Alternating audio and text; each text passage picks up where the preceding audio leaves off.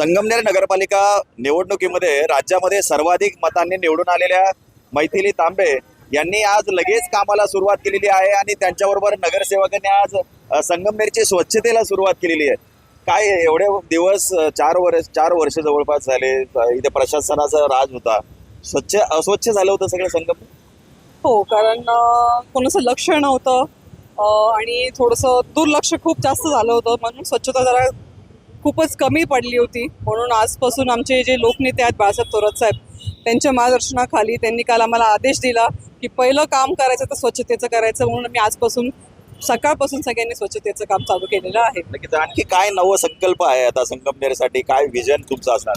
आमचं संगमनेर 2.0 जो जाहीरनामा आम्ही ऑलरेडी जाहीर केलेला आहे, तेच आम्ही आमदार सत्यजित दादा तांबे यांच्या मार्गदर्शनाखाली चांगल्या पद्धतीने राबूच.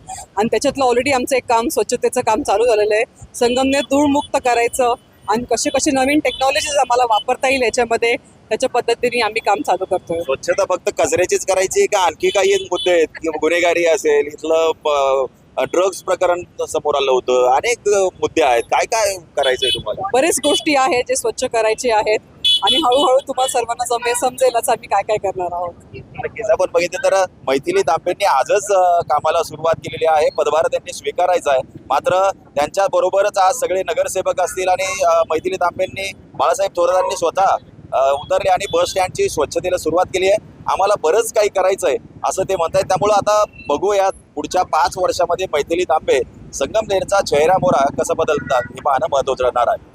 हरीश मोठे, न्यूज 18 लोकमत, संगमनेर, अहिल्यानगर.